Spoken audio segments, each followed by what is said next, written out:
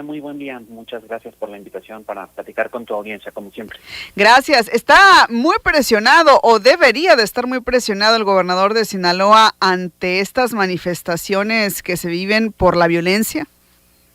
Pues inicialmente el gobernador, incluso en algún momento donde hubo muestras de inconformidad parcial con su gestión, se manejó y él accedió al tema de revocación de mandato. Esta no es la primera vez que se habla en el estado de Sinaloa de destituir a los poderes electos, al gobernador. A mí me parece que en una situación compleja como la de Sinaloa, el gobernador ya debería de estar habituado a que haya ciertas muestras de inconformidad. No creo que deba estar excesivamente presionado, pero es un poco diferente que en aquel momento. Uh-huh. Hace no tanto tiempo, cuando la gente pedía su revocación de mandato, incluso el Instituto Electoral hizo una interpretación muy específica para que se pudiera hacer, porque en ese momento la letra de la ley no lo permitía, ¿no? Y el gobernador accedió. Ahora que ya resultado de la estrategia y de la estadía del secretario de Seguridad, García Harfuch, y resultado de la estrategia, ha habido una mejora de seguridad, aunque sigue habiendo incidentes muy complejos que lastiman a la población, como el asesinato de estos dos niños. Me parece que el gobernador pues hace lo que un gobernador debería de hacer, que es asumir la responsabilidad de la seguridad y del gobierno en su estado, en vez de simplemente decir, adelante, destituyanme, porque también eso obliga a la pregunta, que no es una pregunta solamente social, sino política, de qué pasaría si es que simplemente el gobernador se hace a un lado y renuncia por completo, sin una alternativa viable a gobernar Sinaloa, que por fin muestra de alguna forma una mejora en la seguridad. Uh-huh. Que ahí es donde pregunta la gente cuál es el rol que juegan las autoridades locales, cuál es el rol que juegan las autoridades nacionales o federales en cuanto a la situación de violencia, ¿no? Sí, correcto, y que me parece que las autoridades locales y las federales que han estado en coordinación han hecho esfuerzos grandes para erosionar a estos dos grupos o grupúsculos que se están enfrentando, ¿no? Uh-huh. Hace no poquito, probablemente hace como menos de 15 días, en notas periodísticas se consignó que el armamento que usan los grupos de la violencia organizada en Sinaloa ya va estando bastante deteriorado, ¿no? Es decir, estos grupos que se han enfrentado y que han hecho también presa a alguna parte de la población de esa dinámica de la que no participan, es decir, los sinaloenses no son netamente los que generan estos enfrentamientos o esta violencia, sino estos grupos. Pues con este armamento que ya está deteriorado, es una demostración de que la estrategia del gobierno federal, que obviamente no ha asumido al 100% la seguridad en Sinaloa, en coordinación con el Estado, comienza a dar un resultado a mediano plazo. Uh-huh. También hay que señalar que hay ciudades en Sinaloa que tienen unas condiciones de seguridad diferentes unas entre las otras.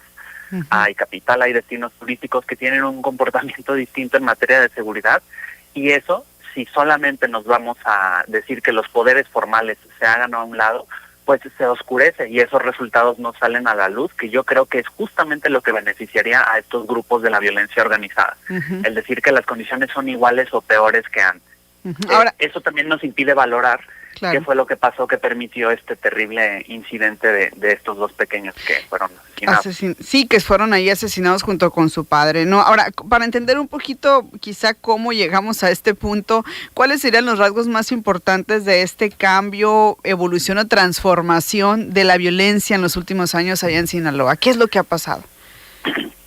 Pues, híjole, la seguridad en Sinaloa ha evolucionado de una cierta uh-huh. forma, desde que los grupos que están en la violencia organizada decidieron enfrentarse activamente y decidieron incluso involucrar a actores políticos locales, como lo fue el ex rector de la UAS, en una trama, en una tenebra que a través de los estadounidenses pues detonó un gran brote de violencia. Yo creo que sí, después de este secuestro, de este operativo que Estados Unidos llevó a cabo en Sinaloa, sin coordinarse con las autoridades mexicanas, podemos hablar de un antes y de un después. Y el desequilibrio de seguridad que sucedió en ese momento, pues a mí me parece, en términos generales, que fue contenido en sus peores efectos con la estancia del secretario de Seguridad Ciudadana, ¿no? Hace poco él regresó a la Ciudad de México y de alguna manera las autoridades tienen que seguirlo caminando, pero y sí debe haber un esfuerzo más, más vigoroso en términos de el homicidio doloso. Los asesinatos son en lo que la presidenta se ha enfocado constantemente, y eso es lo que hay que combatir y hay que reducir en Sinaloa, porque esas son las situaciones que han impactado más en la percepción de seguridad de la ciudadanía. Y a mí me parece que estas manifestaciones son una exigencia válida, pero que no debería ser una exigencia que se centre en que las autoridades no asuman su responsabilidad.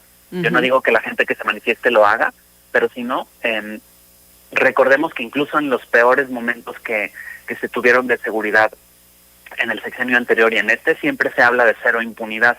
Así que la exigencia de la ciudadanía yo la entiendo desde el punto de vista de la seguridad como una exigencia de encontrar y hacer responsables a las personas que hicieron esto con estos dos pequeños y su padre, y no una exigencia que diga que la autoridad cambie, porque eso cuando pasa, y pasa de una manera descontrolada, lo que puede causar es incluso que las condiciones de seguridad se deterioren, ¿no? Y fuertemente. Ahora, ¿cómo, ya en este punto, cómo podría hacer frente el gobierno de Sinaloa a esta crisis? Porque evidentemente, pues sí estaríamos hablando ya de una crisis, y recordar también que los efectos también fueron diversos, incluso en el ámbito económico, porque el sector empresarial de negocios, pues se sintió de cierta forma abandonado cuando durante mucho tiempo los comercios estaban cerrados, ¿no? Sí, y a mí me parece que eso es lo importante y lo fundamental. Hay puntos en Sinaloa que tienen una actividad económica importante. Mazatlán tiene una actividad turística importante que es de reseñar, y las condiciones de seguridad son mejores que en otras partes, por lo cual lo que hay que hacer de la mano con la sociedad sinaloense es procurar normalizar lo que la sociedad quiere hacer desde hace tiempo ya, en medio de este enfrentamiento de estos dos grupos, que es poder desarrollar sus actividades, hacer sus negocios y hacer su vida en tranquilidad. Y a mí me parece que es muy importante la exigencia de no impunidad. De momento, mientras este enfrentamiento entre estos dos grupos de la violencia organizada no ceda, y esto recordemos, es a raíz de este operativo que Estados Unidos hizo sin coordinarse con autoridades mexicanas, hasta que eso no suceda, no cambiarán las condiciones de seguridad.